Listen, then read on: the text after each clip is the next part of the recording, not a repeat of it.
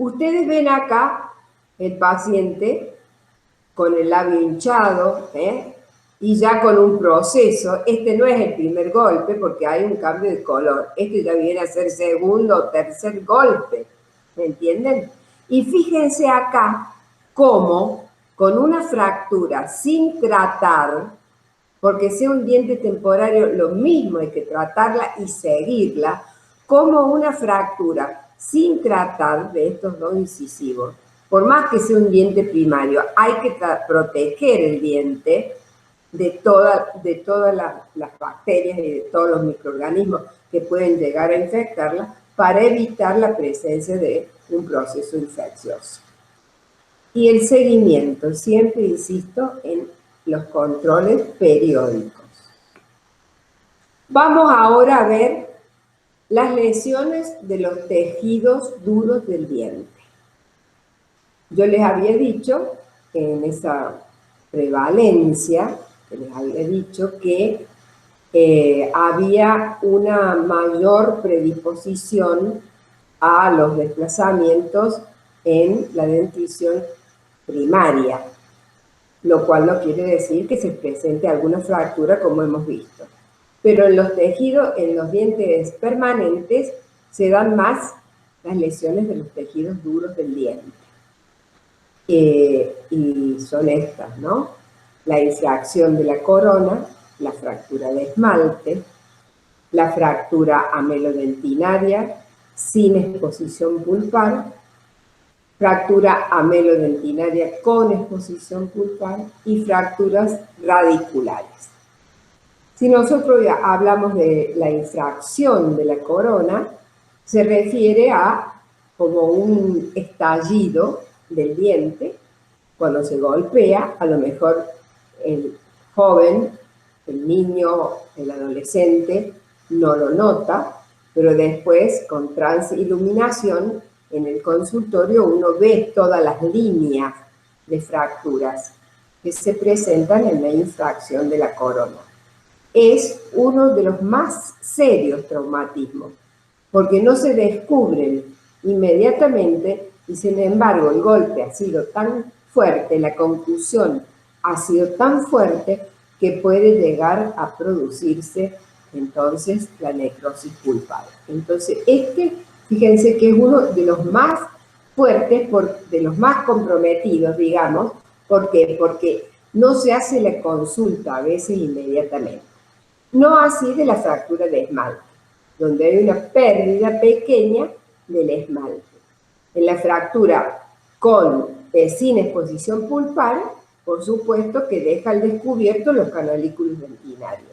Y en la exposición pulpar se realiza con una pequeña exposición pulpar o una gran exposición pulpar. Depende del traumatismo. Y después están las fracturas radiculares que ya las vamos a ir viendo. Ustedes de esto ya deben saber perfectamente los tratamientos, porque lo tienen que haber visto en operatoria. Por lo tanto, yo voy a pasar esto más rápidamente. Por ejemplo, una fractura coronaria, ¿cómo la tratamos? Con todos los materiales estéticos que hay. Entonces, esta es una fractura amelodentinaria sin exposición pulpar y evidentemente que el tratamiento será la protección pulpar, en donde vamos a hacer la protección correspondiente, y la restauración con un material estético que devuelva perfectamente la estética del elemento dentario, que vienen los materiales, como ustedes ya saben, del color de la dentina, del esmalte y del elemento dentario para dejarlo en perfectas condiciones. Y este es otro caso en donde ya hay una fractura, pero con una exposición pulpar.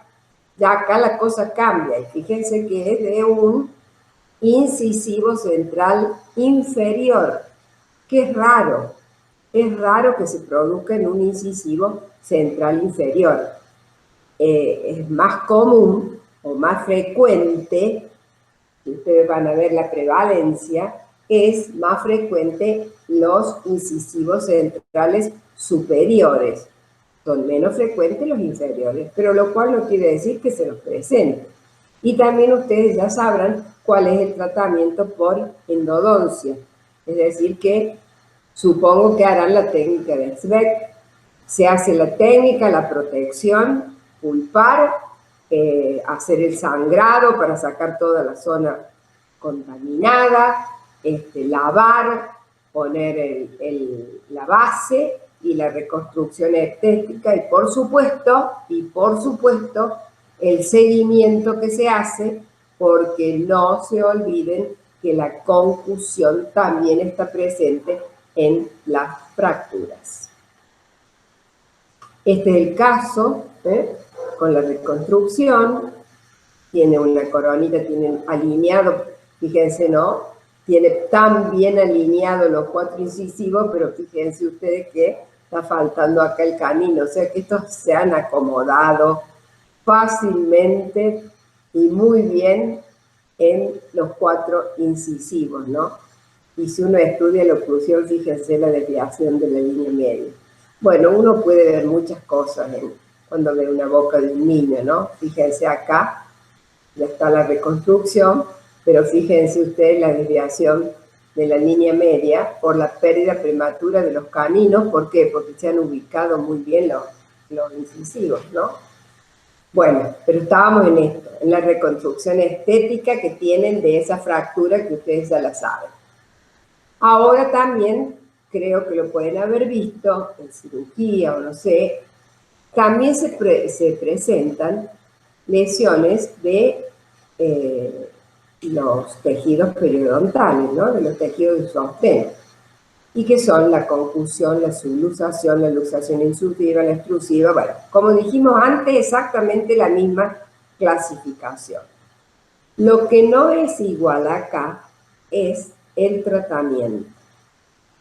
El tratamiento en la dentición permanente va a cambiar, porque evidentemente si tenemos nosotros una lesión con una concusión de un elemento dentario, nosotros tendremos que hacer el control y el seguimiento con los test de excitabilidad, es decir, al frío y al calor, porque es un diente que se ha golpeado y tenemos que ver si responde comparándolo con los dientes vecinos.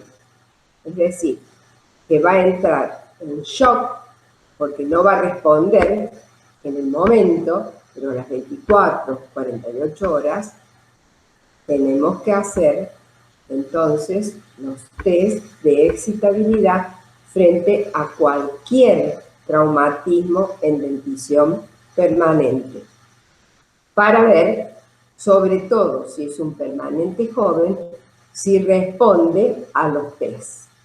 Va a responder mucho más rápidamente un diente permanente joven que un diente ya más maduro, pero la respuesta la tenemos que tener. A veces tenemos que esperar, si se trata de un diente permanente joven, vamos a tener respuesta a la semana, a los 15 días, y si se trata de un diente maduro, podemos esperar hasta varios meses. Fíjense que yo tuve un paciente que tuvo una fractura de esmalte en un incisivo lateral. Por eso a veces me gusta charlarlo con ustedes porque les cuento mi experiencia, ¿no? En un incisivo lateral. Entonces la mamá lo trae y dice, sí, pero ha perdido un pedacito del esmalte. Y bueno, se ha fracturado un pedacito del esmalte. La fractura, le vamos a regularizar el borde, le vamos a topicar con flúor para remineralizarlo, pero lo vamos a controlar. Y entonces la mamá dijo, bueno, las primeras sesiones vino, a la semana no respondía, a los 15 días no respondía, al mes no respondía, después la mamá no vino. Entonces, ¿qué hice yo? La llamé por teléfono. que venga a control. Pero si no tiene nada, no le molesta para nada. Le tomo los test, tampoco respondía. Entonces, presten mucha atención. Cuando el diente, pasado un tiempo, no responde, es necesario hacer la endodoncia, porque quiere decir que el diente está necrosado. La pulpa está necrosada en un diente ya maduro. Entonces me tengo que ocupar, lo derivé al endodoncista. La madre se opuso en un momento dado a que yo lo derive. ¿Por qué lo va a derivar? Que le hagan un endodoncia, ya un endodoncia en un chico de 8 años, pero ¿cómo, doctora? Va a perder el diente. Una serie de cosas que la mamá les puede decir y que sin embargo ese diente que tuvo no fue por la fractura del esmalte que se necrosó la pulpa, fue por la concusión. La concusión hizo que se pusiera la pulpa, se necrosara, ¿entienden? Entonces, vaya, hizo otra consulta a otro odontólogo. El odontólogo, por suerte, opinó lo mismo que yo, y fue a la doctora Lamartén, que en ese entonces, bueno, la mejor endodoncista, una de las mejores endodoncistas de acá de Córdoba, le hizo el tratamiento y pudimos salvarle el lateral. Porque si no, la mamá, si no le molestaba, si yo le había regularizado, estéticamente estaba aceptado, no le dolía, no le molestaba, pero sin embargo el diente no respondía. Por lo tanto, el diente hay que seguirlo, porque si ha sufrido, aunque sea pequeña, la fractura y parecería que no tiene nada, tiene una confusión. ¿Qué busco yo con el tratamiento en la dentición permanente? Silencio clínico, es decir, que no haya sintomatología, que no haya dolor al frío, al calor, porque yo ya estoy frente a un problema, ¿no es cierto? Pero sin espontáneo, digamos. Silencio clínico quiere decir que yo no tiene dolor al frío, dolor al calor espontáneamente, lo cual no quiere decir que haga los test. Formación radicular, espero que mi tratamiento haga que este diente permanente joven siga formando la raíz, no que se cierre el ápice, porque eso lo hace a través del periodonto, sino que siga formándose la raíz para que no sea esto un embudo, que siga hasta el final la formación radicular y que por supuesto no tenga reabsorciones radiculares por el golpe, es decir, ausencia de reabsorción radicular. El tratamiento que nosotros vamos a hacer cuando se trata de un desplazamiento, el tratamiento en general, cuando hay desplazamientos del diente, no intrusión, sino desplazamientos, me refiero a desplazamientos laterales, palatinos, linguales, desplazamientos extrusivos, abulsiones, me refiero a eso acá. Vamos a reposicionar el diente, vamos a utilizar una férula para realizar la ferulización y vamos a medicar. ¿Está claro? Entonces, yo no hablé lo anterior porque ustedes lo saben. La fractura, cómo se trata si es con exposición, qué es lo que se hace por endodoncia, ya lo saben. Ahora estamos con los desplazamientos. Con la concusión, ya les dije lo que hay que hacer con la concusión.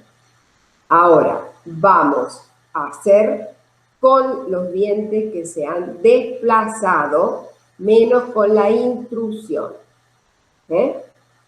Ya les digo yo lo que vamos al tratamiento de la intrusión. Entonces, Si nosotros tenemos que hacer todos estos pasos, y yo le digo la medicación, ustedes tendrán que saber cuál es la medicación. ¿Qué medicación darían? A ver, ¿qué les parece? Pensemos, habíamos dicho anteriormente del dolor. Cuando uno ha sufrido un trauma, tiene dolor, le duele la boca, puede tener una lastimadura, todo lo que ustedes vieron. Entonces la medicación será un antiinflamatorio, y ustedes saben cómo medicarlo. La medicación, si tenemos necesidad, porque hay heridas que pueden necesitar puntos de sutura o pueden llegar a infectarse, tendremos que, o tenemos una salud comprometida, como un chico con una cardiopatía congénita, tenemos que medicarlo con antibióticos. Entonces le damos antibióticos. Si es una fractura de un elemento dentario, no lo vamos a medicar con antibióticos, evidentemente. Entonces tenemos que ir viendo bien el caso específico individual de ese paciente. Si es un paciente, entonces, que está con dolor, eso seguro, un antiinflamatorio. Si es un paciente de riesgo, sistémico, antibiótico, o con heridas que pueden llegar a infectarse, diabético, cualquiera de esos, antibióticos. Y algo muy importante, si el golpe, dónde, cómo y cuándo, yo les decía, dónde se golpeó, en qué lugar, con qué se golpeó, con una lata en el patio que estaba herrumbrada, se golpeó y cayó en la tierra, tenía la boca toda llena de tierra. Entonces es muy importante saber y preguntar si tiene la vacuna antitetánica. Entonces la mamá le va a decir que sí, porque está en el cronograma de vacunación del paciente, ¿verdad? Entonces, está medicado, está vacunado con la vacuna antitetánica. ¿Qué medicación voy a dar yo? ¿Voy a dar alguna? Si ya tiene la vacuna, que le cubre. No. Si hay, como les dije, esa situación de dónde se golpeó, tengo que aumentar a esa vacuna que tiene, darle otra medicación, que es, y si les voy a dar el nombre para que ustedes sepan, el gamma-tet o el tetabulín. Entonces, esas gamas globulinas, como el gamma-tet y el tetabulín, hay que medicarlo cuando se trata de un paciente que ha tenido un golpe en un lugar en donde nosotros sabemos que puede estar comprometido y no nos vaya a hacer una complicación muy importante. Yo les dije que en la fase inmediata hacíamos ese tratamiento, como ustedes habrán visto, pero hay otro tratamiento que viene después, que lo tengo que hacer, y que es tratamiento, y que es el seguimiento. Es decir, ese seguimiento, ¿en qué va a consistir? ¿En hacerle algo? No, porque no le voy a hacer nada, si ya le hice el tratamiento que correspondía. Pero sí en hacerle un examen clínico y sí tomarle una radiografía. ¿Por qué la radiografía? Porque fíjense ustedes que en un primer momento nosotros no podemos llegar a visualizar una reabsorción, porque es mínima. Vamos a ver que la raíz está igual. Pero con el correr de los días podemos ir viendo la reabsorción radicular de un diente permanente, que es sumamente importante que lo veamos porque se hace rápidamente, 0,1 milímetro diario. Entonces, eso es muy importante que observemos en la radiografía. Eso no quiere decir que lo vamos a estar haciendo cada 15 días, le vamos a tomar una placa, sino que lo vamos a ir controlando. La placa inicial, radiográfica, después lo voy a hacer al mes, a los 2 o 3 meses, para ir viendo con una lupa, ayudándome a ver si existe una reabsorción dentinaria externa que me esté complicando la situación. Y el tratamiento inmediatamente después de lo que yo he hecho y lo que vamos a ver ahora en el desplazamiento es el tratamiento de endodoncia. Todo diente que se ha desplazado o se ha necrosado o la concusión nos ha producido una necrosis o estamos en duda, tenemos que hacer el tratamiento endodóntico del diente. Veamos ahora entonces qué pasa. Hay distintos casos clínicos que yo les presento acá. Habíamos dicho de los desplazamientos. Acá hay una subluxación. ¿Ven el sangrado acá? Tal elementos, vimos la concusión, ahora vemos una subluxación. Acá vemos una intrusión. Acá vemos una extrusión parcial. Acá vemos un desplazamiento muy importante del incisivo central. Entonces, yo les había dicho que en estos desplazamientos el tratamiento era la reubicación del elemento dentario, ¿verdad? Se reubica, por supuesto, con anestesia, exactamente con todos los cuidados necesarios, aseptizar la zona y todo lo demás. En la subluxación no hace falta reubicarlo porque ustedes saben que tiene una ligera movilidad. Entonces no se reubica. Se reubica en los casos de la luxación exclusiva parcial y en los casos de los desplazamientos. Es una ubicación o reubicación del elemento dentario con presión digital, lo llevamos hacia el alveolo siempre y cuando el traumatismo haya sido dentro de una hora.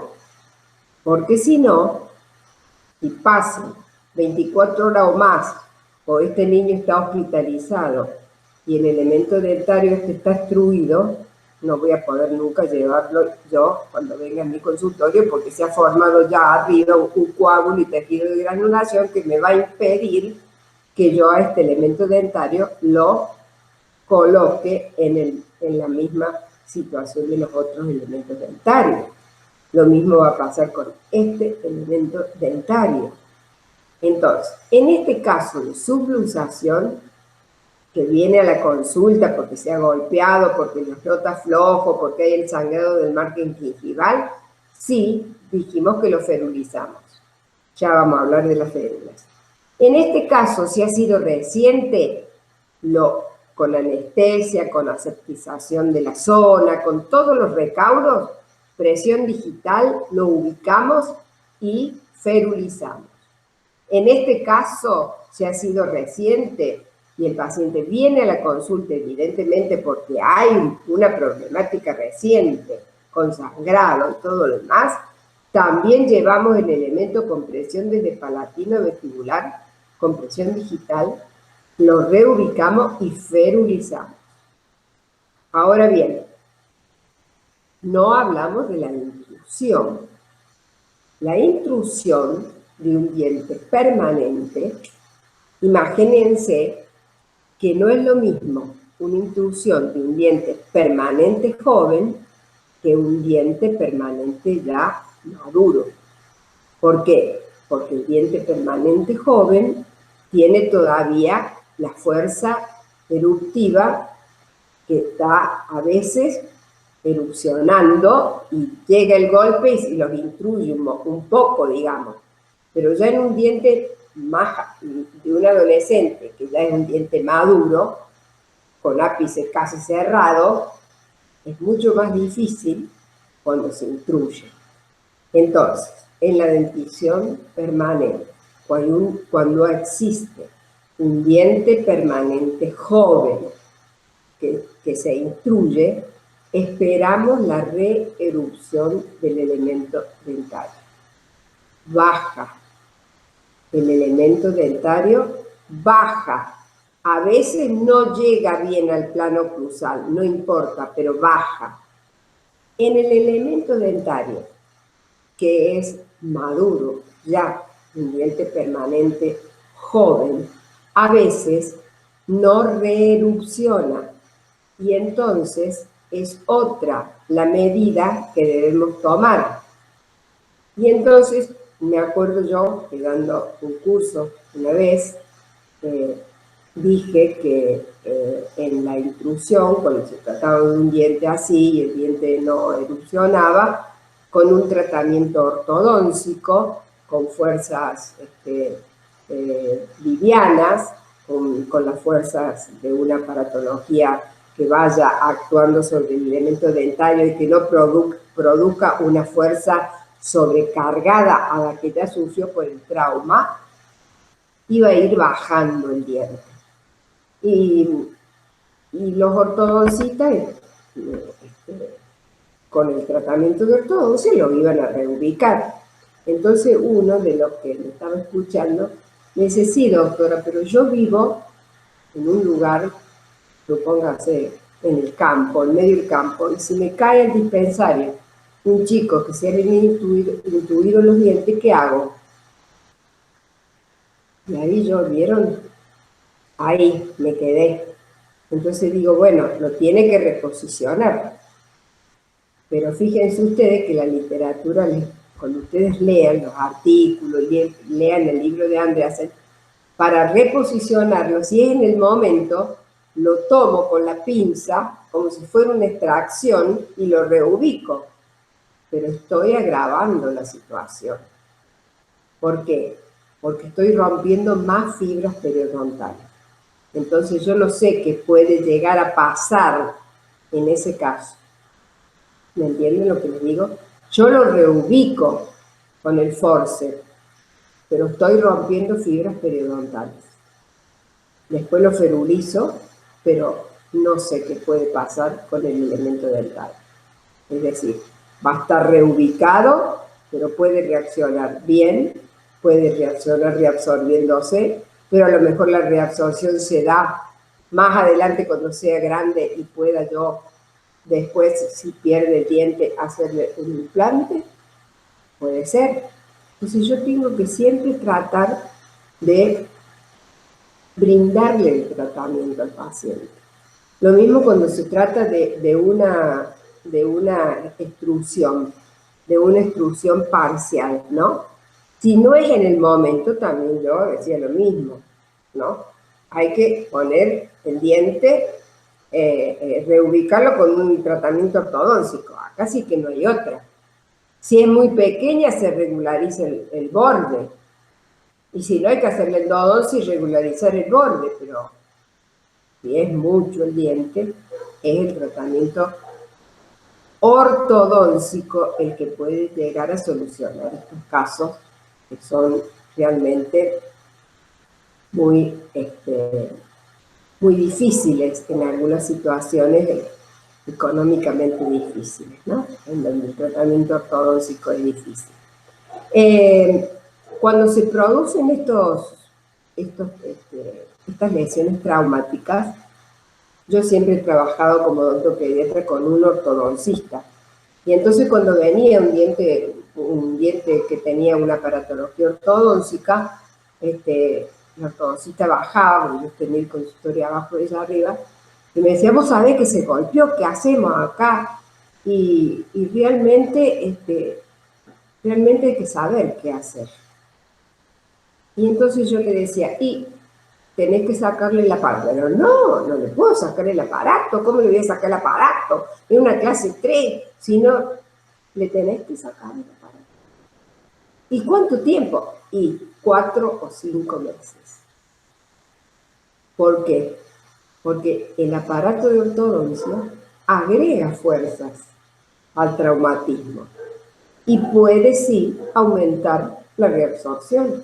Por lo tanto, y hay que esperar un término, un tiempo, digamos, de 4 meses aproximadamente, que el alambre que tienen los brackets, si es un tratamiento con brackets, no tenga ninguna actividad sea un alambre inactivo que no produzca ninguna fuerza. Y si es una clase 3, y se atrasará el tratamiento 4 meses, pero no podemos dejar de que el diente se pierda. Entonces, si ustedes ven que tiene un tratamiento ortodóntico y llega a su consultorio un diente traumatizado, de cualquier tipo de traumatismo, de un permanente joven, un diente permanente joven, tiene que hablar con su ortodoncista y decirle, por un término de 4 o 5 meses, la aparatología debe retirarla o inactivarla. Quiero que les quede bien claro eso en cuanto a este tipo de traumatismo, ¿no? Bueno, sigamos. La abulsión de un diente permanente joven necesita el reimplante. Ya no es como en la dentición primaria que les dije, no reimplantarlo. Sí, reimplantarlo inmediatamente, lo más rápido posible. Por eso son tan importantes las charlas en los colegios, que la maestra se anime y lo ponga, sea como sea que lo ponga, después nosotros lo veremos en el consultorio. Pero mientras menos esté fuera del alvéolo, mejor, porque el diente sale fuera del alvéolo totalmente.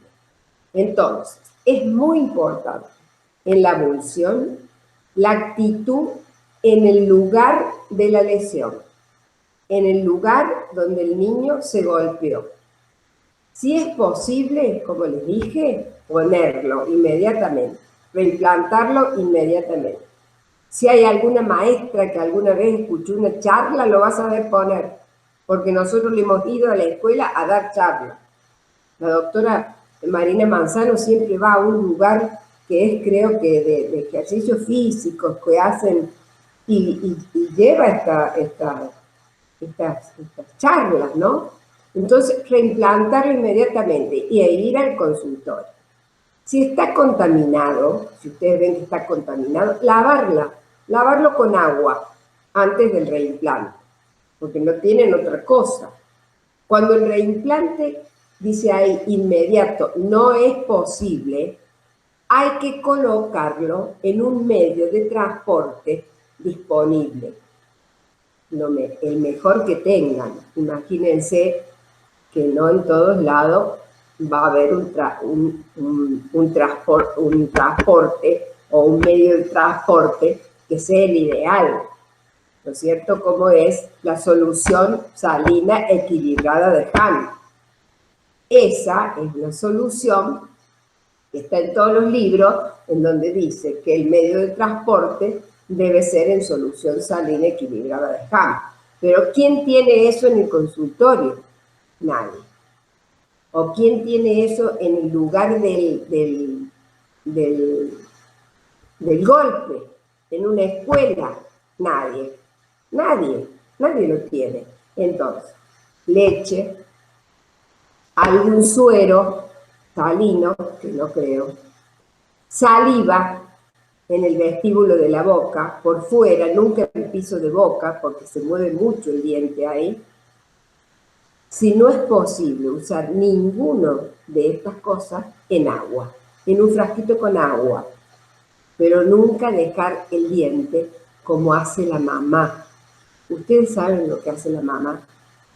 Es tan el sentimiento de ver que perdió ese diente, que lo primero que hace es buscar un pañuelito lo más limpio posible y envolverlo, y ponerlo en la cartera, en un lugar del bolsillo donde menos se traumatice. Y eso es lo peor. Y lo peor porque lo está guardando el diente, lo está apretando. Entonces lo mejor es recomendar esto. En un vaso, en un frasco con agua. Entonces ese es el medio de transporte que nosotros tenemos que divulgarlo. Y ustedes divulgarlo. ¿Cómo manejamos la superficie del diente? Nosotros. Mantenerlo el diente siempre mojado en todo momento. ¿Y por qué esto? Porque cuando el diente se sale del alvéolo y queda al aire, se reseca. ¿Qué quiere decir esto? Que se concentra el cloruro de sodio en la superficie radicular, lo cual está comprobado por muchas investigaciones que esa concentración de cloruro de sodio hace que aumente las reabsorciones radiculares. Entonces, manteniendo mojado siempre, en todo momento el diente, disminuye esa posibilidad de reabsorción. No sostener el diente nunca por la superficie radicular. Y por supuesto, no eliminar ni tocar, más que eliminar, la puntita de la raíz que a veces quedan o hay, si no ha cerrado el ápice, ustedes habrán visto, que quedan como unos filetitos. Jamás tocar entonces la superficie de la raíz apical. Y no tocar nunca entonces ni manipular la superficie radicular. ¿Cuál es la actitud nuestra, aparte de temblar un poquito?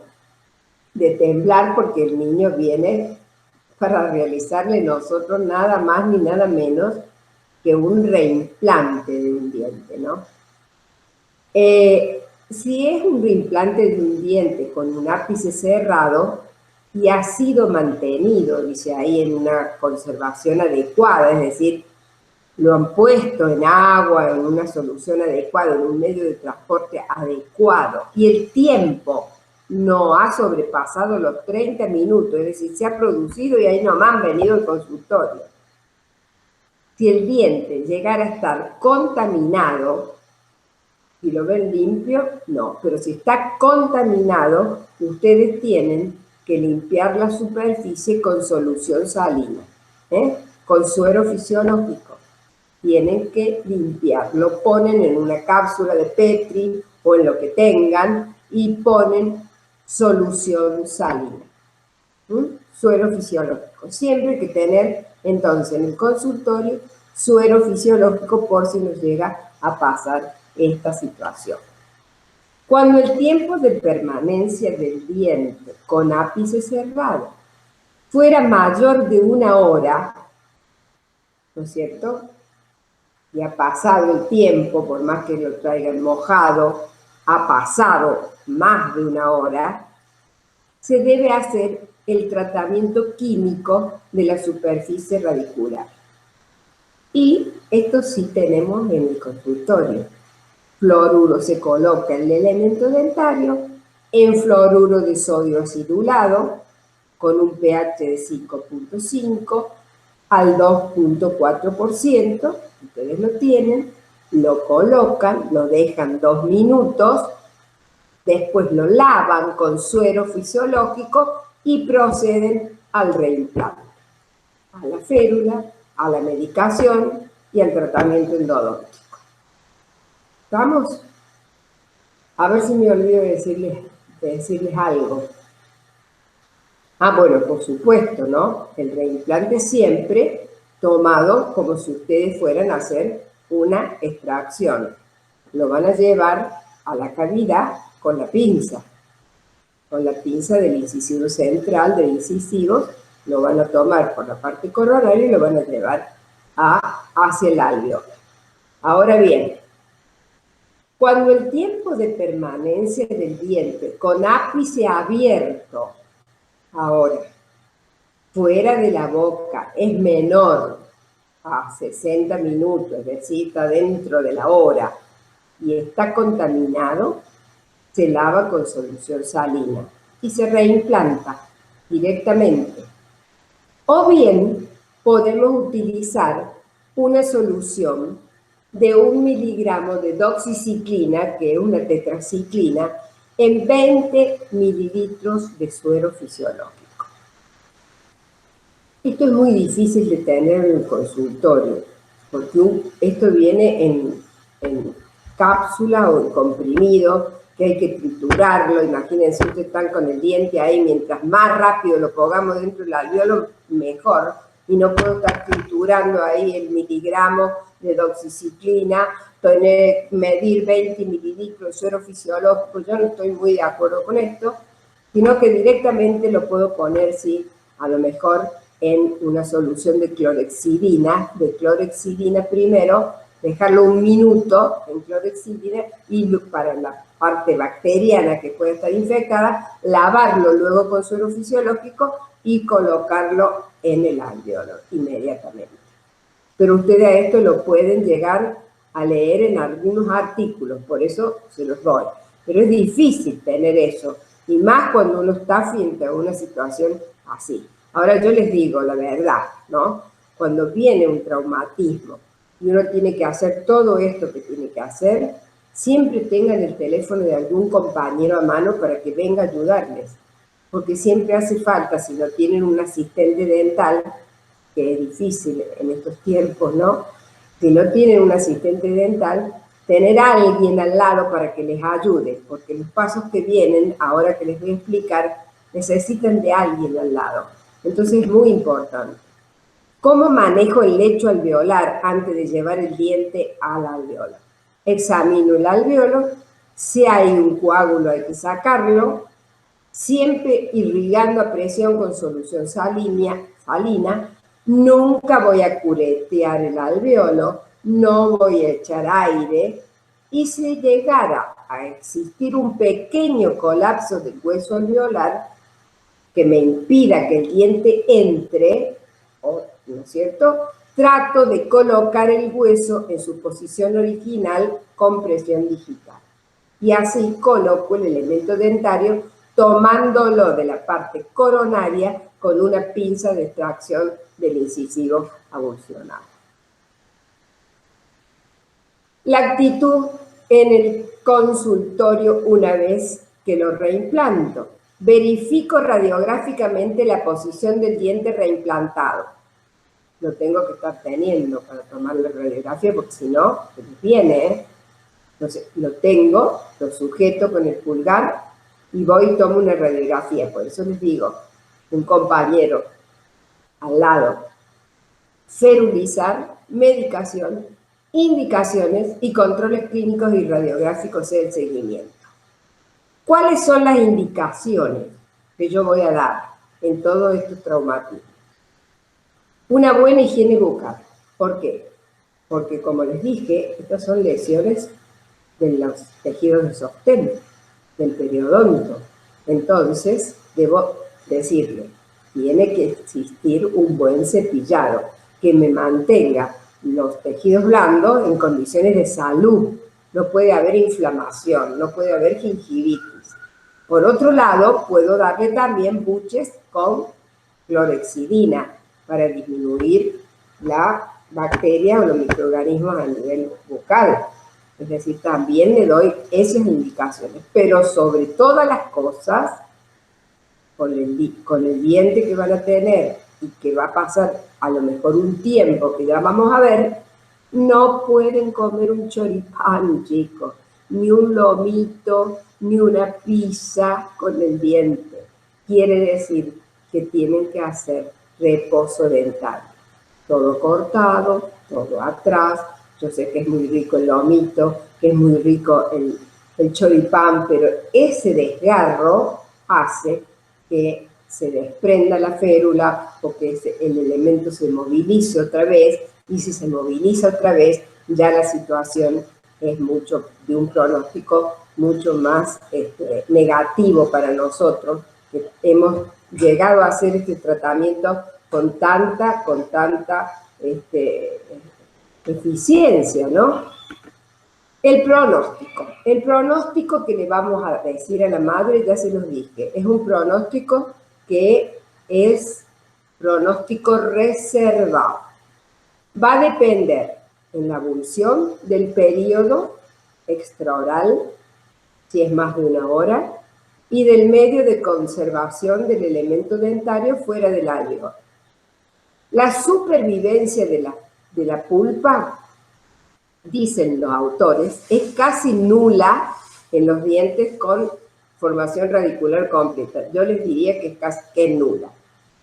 E infrecuente en aquellos dientes que tienen el ápice todavía sin cerrar, es decir, en el diente permanente joven, es decir, con una formación radicular incompleta.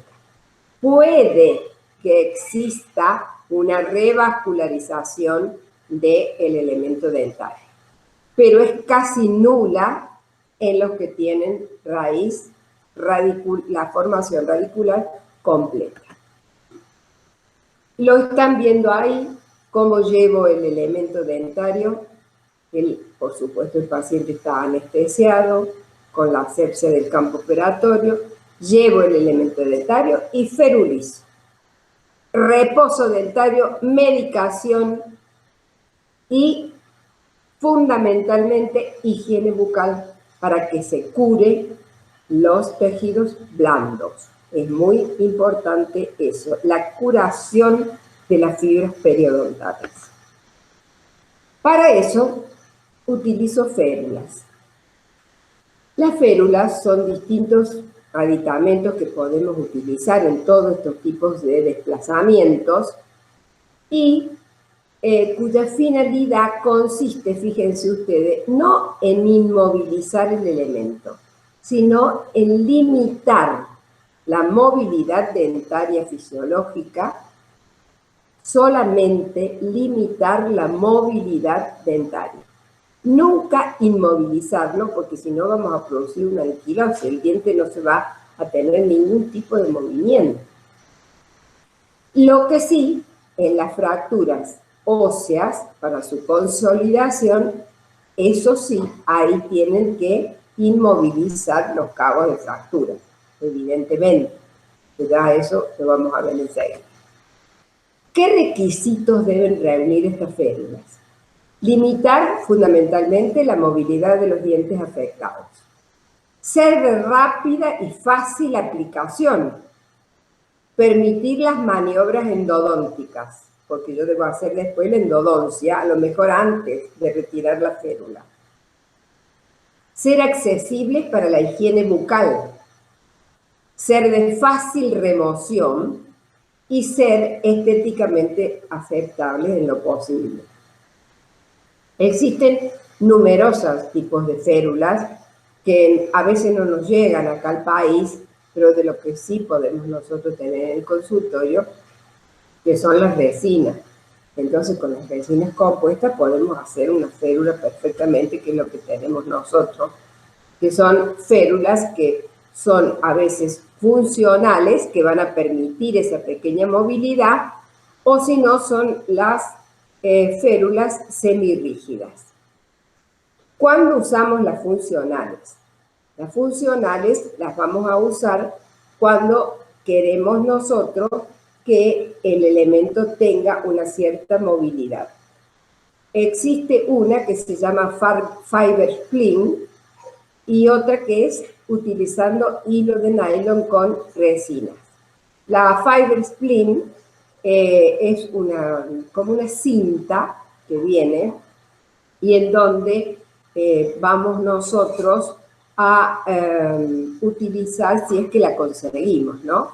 Las férulas funcionales, entonces tenemos fiber spleen, hilo de nylon de 0,6 milímetros, y las semirrígidas, que son para aquellas en donde necesitamos más inmovilidad, digamos, que son las fracturas radiculares, y que son las ancitadas de resina puntiforme, malla metálica y resina con alambre 0,9.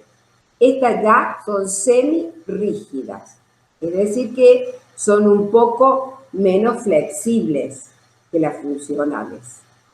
Y por otro lado, el arco iris, cuando se utiliza para fracturas de tipo del maxilar, superior o inferior, o bien se utiliza el arco iris, o bien las placas ya van a cirugía, las placas metálicas de titanio y van a cirugía, ya es otra derivación que nosotros vamos a hacer, ¿no?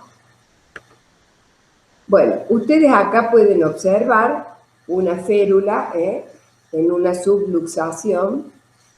Entonces, en la diapositiva esta superior, una férula de resina, que la podemos utilizar. Acá vamos a ver el hilo de nylon, que les dije, con puntos de composite por la cara vestibular, puntos de composite con hilo de nylon 0.6 milímetros de diámetro. Y digo hilo de nylon y no me vayan a decir después tanza, porque sí es, es como la tanza de los pescadores, pero digamos hilo de nylon estéril, hilo de nylon de 0,6 milímetros de diámetro. ¿Vamos? Bueno, y esto es lo que yo le digo de la cinta de fibra de vidrio, que sí se consigue, que es muy accesible, muy estética, fácil de utilizar, porque se hace primeramente, ustedes la están viendo ahí colocada, y de acuerdo al número de capas que uno vaya poniendo, se puede hacer menos flexible o más flexible. Si son 2 capitas que ponemos es flexible, y si pongo 4 o 5 es semirrígida. Entonces la puedo usar para las dos cosas. Es una cinta, como si fuera una cinta bebé, de fibra de vidrio. Primero uno hace el grabado. Siempre que ustedes tengan un desplazamiento de un elemento dentario o de dos, deben buscar el anclaje suficiente para que la férula abarque los elementos vecinos para que no se vaya a desplazar, sino que quede fuertemente adherida. A veces tenemos que ir hacia los molares temporarios, los caninos o los molares temporarios, si se trata de una dentición mixta. Entonces, tomen varios dientes vecinos para colocar la férula. Ahora bien, si nosotros tenemos ya hecho el grabado, lavamos, ponemos el líquido para unir la cinta en una cápsula de Petri, colocamos el líquido, mojamos bien la cinta y la colocamos y fotopolimerizamos. Si colocamos 2 capas, nos va a servir, por ejemplo, para una abulsión o para una extrusión, por ejemplo, o una subluxación. Y si se trata de una fractura radicular, utilizaremos 4 o 5 capas de esta cinta. Es sumamente sencillo, pero necesitamos siempre la ayuda para poder colocarla estéticamente aceptable y permite perfectamente la higiene. Eso es lo más importante cuando la placa se acumula.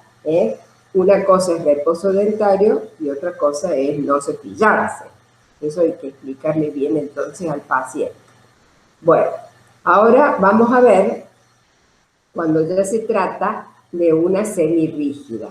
Es con un alambre de 0,8, 0,9 que va unido con puntos de composite siempre que haya una fractura radicular, porque necesitamos una semirrígida, que sea mucho más rígida para evitar cualquier tipo de movilidad para que suelden los cabos de fractura. Si nosotros vemos en la parte de abajo, vamos a ver el arco Eric, que ya casi no se usa, pero hay situaciones en que se usa. Esto va unido por alambre. Si se trata de una fractura de maxilar superior o inferior, va unido los 2 maxilares, el paciente se tiene que alimentar por sonda. Bueno, esto lo habrán visto ustedes ya en cirugía. Me imagino que habrán visto casos de fracturas maxilares, en donde ahí interviene, por supuesto, el cirujano. El tiempo de permanencia de la férula depende del tipo de traumatismo que se haya presentado.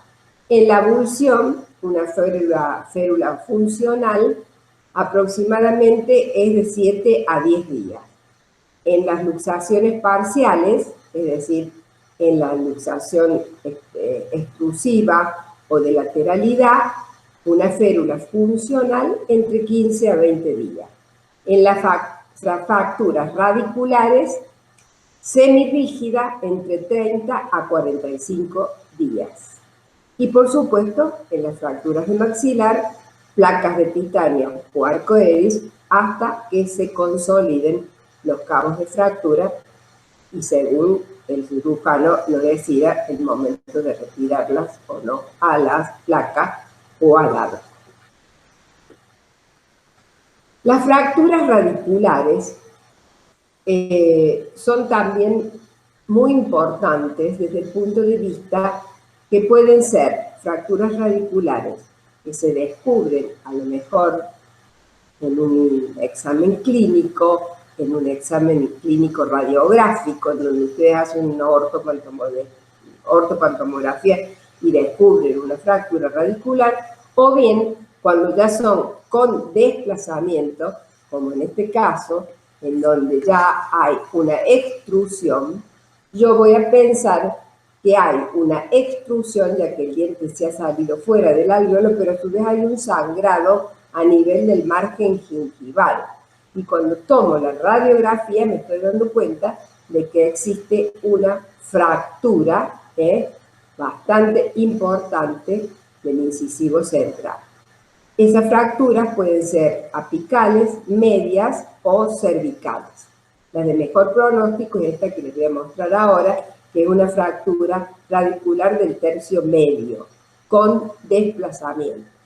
Entonces, ante esto, el tratamiento, ustedes también, ya esto creo que lo tienen que haber visto, depende de esto, de la ubicación de la línea, del desplazamiento y del estado de salud pulpar. Generalmente es un diente permanente sano, ¿no? Que no tiene sobreagregado una caries o un tratamiento, y generalmente entonces estas fracturas del tercio medio, que son las más frecuentes, uno trata de reubicar los cabos de fractura y colocar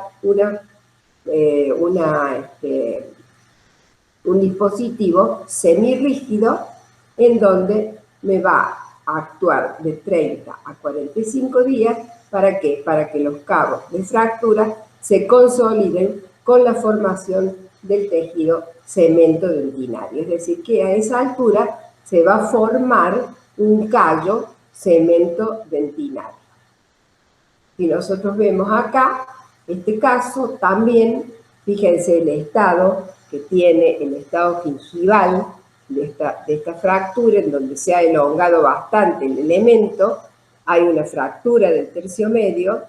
Fíjense ustedes tomando la radiografía, una cosa muy seria que uno siempre tiene que fijarse en la radiografía, cuando toma una radiografía, fíjense ustedes la posición de los caninos.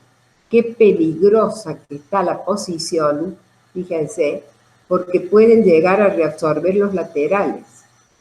Por eso uno siempre toma una ortopantomografía y en donde ve, acá está bien, pero acá fíjense que cerca del lateral que está erupcionando ese canino, ¿no? Bueno, ese es otro problema. Ahora tratemos esto. Una fractura radicular con extrusión, con inflamación, doy ibuprofeno, está inflamado, tiene que cepillarse, usar buches de clorexidina, y lo que yo tengo que hacer entonces es poner la férula. Poner la férula, varias capas, 4 o 5 capas del Falbspline. Fíjense cómo va curando la encía, cómo va curando ahí el margen gingival, porque se ha hecho caso, se ha cepillado, ha usado lo que correspondía, y si ustedes alcanzan a ver acá cómo se ha ido, se ve, si se nota acá la línea de fractura, cómo se está consolidando. Si ustedes observan acá, van a ver la toma radiográfica, cómo se va. Vamos a pasar la próxima. Fíjense acá la radiografía previa, cómo está acá, cómo está el canino ya, cómo ha cambiado la posición del camino. Fíjense dónde estaba acá, fíjense acá ya dónde está. Y fíjense acá en esta línea, cómo esa línea ya se está consolidando. Por supuesto que en esto hay que hacer los controles y los test para ver la vitalidad.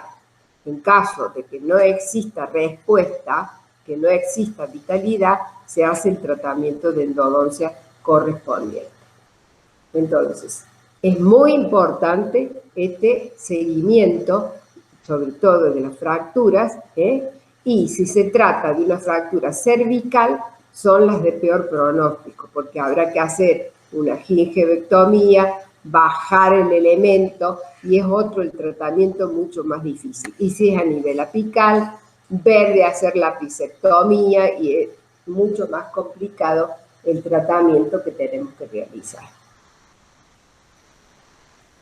Lo último que les quiero decir es que todos estos traumatismos de la dentición temporaria o de la dentición primaria repercuten de alguna manera sobre los gérmenes en desarrollo, es decir, sobre el elemento dentario permanente. Y eso es muy importante que ustedes lo reconozcan, porque esas lesiones se producen porque el elemento temporario está casi tocando al elemento dentario permanente, como ustedes pueden ver en esta foto. Entonces, es muy importante ciertos factores que influyen en el tipo de lesión que se puede presentar. Los factores a tener en cuenta dependen de la intensidad y la dirección del golpe. Si es una intrusión, es mucho más grave que una extrusión. La fuerza aplicada por palatino generalmente desplaza la corona del diente temporario hacia vestibular y la raíz hacia palatino, que es una condición muy favorable para que produzca así una lesión en el germen del desarrollo, en el germen que se está desarrollando. También depende de la etapa de la odontogénesis, vale decir, la etapa del ciclo vital del diente. Puede estar en el periodo de iniciación y quedarnos un germen que se ha formado a lo mejor un tercio y quedar detenida la formación del diente.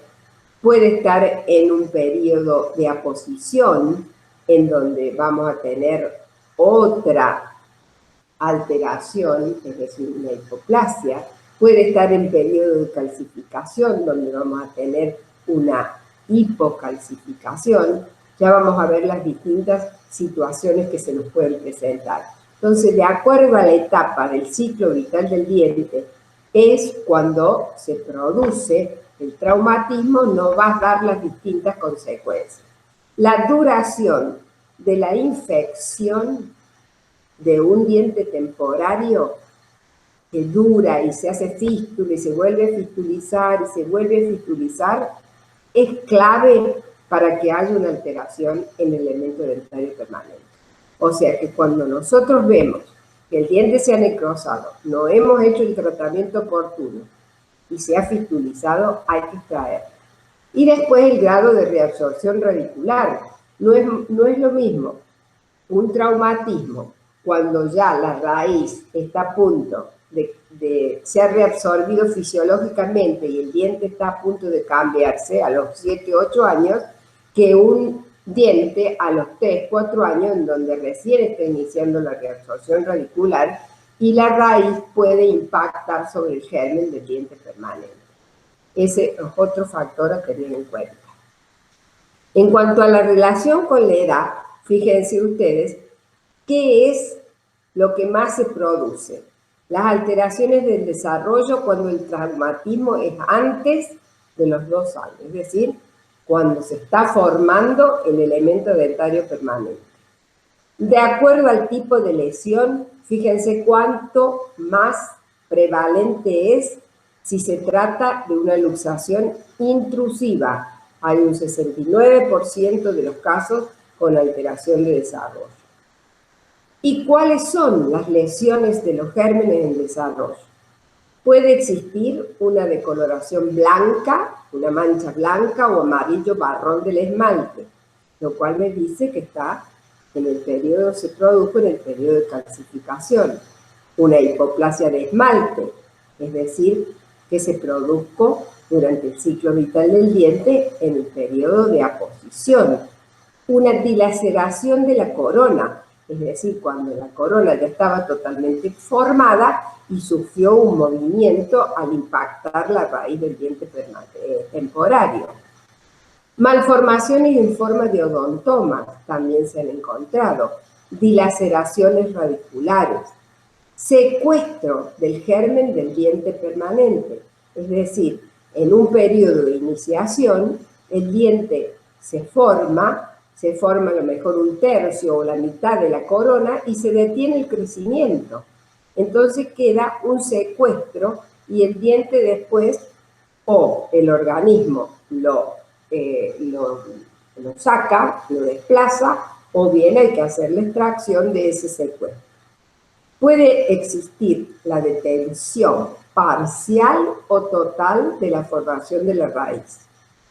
Es decir, en el diente permanente se produce el golpe, por ejemplo, una intrusión, una concusión, y lesiona la vaina de Herwig, se detiene parcial o totalmente la formación de la raíz del diente permanente. Y también puede haber alteraciones de la erupción. Puede haber alteraciones en retardo de la erupción, en erupción precoz o en erupción ectópica, que son las alteraciones de la erupción que se pueden presentar en este periodo. Siempre, en todo, hacemos prevención de los traumatismos. Y nosotros, como educadores de salud, debemos tener esto presente. Debemos hacer la prevención de los traumatismos dentoalveolares. Y esa prevención la debemos hacer en las escuelas, en los colegios, en los clubes, en los gimnasios, en donde nosotros podamos ir y decirles, por ejemplo, en los clubes que tienen que todos usar protectores bucales, los que juegan al hockey, los que juegan al básquet, los que juegan al fútbol, por la prevención de los traumatismos, ¿no es cierto? En los colegios, educación para la salud, indicarle qué se hace con un traumatismo, sobre todo con una abulsión, porque el pronóstico va a ser mucho mejor, va a ser mucho más favorable. Entonces, decirle a las maestras todo lo que ellas pueden llegar a hacer y todo lo que pueden contribuir para que un tratamiento sea efectivo y de pronóstico mucho más favorable. Y también un tratamiento ortodóncico oportuno, porque hay protrusiones que llaman al golpe. Entonces, el tratamiento ortodóncico oportuno con una boca en donde hay una protrusión exagerada y el tratamiento ortodóncico rehabilita y lo vuelve a su posición normal, puede entonces llegar a ser también la prevención de una lesión traumática importante. Bueno, y con esto terminamos esta unidad que es bastante importante para el odontólogo general, y les digo hasta pronto, y cualquier duda que tengan, por supuesto están los profesores asistentes que van a saber igual o capaz más que yo. Hasta pronto.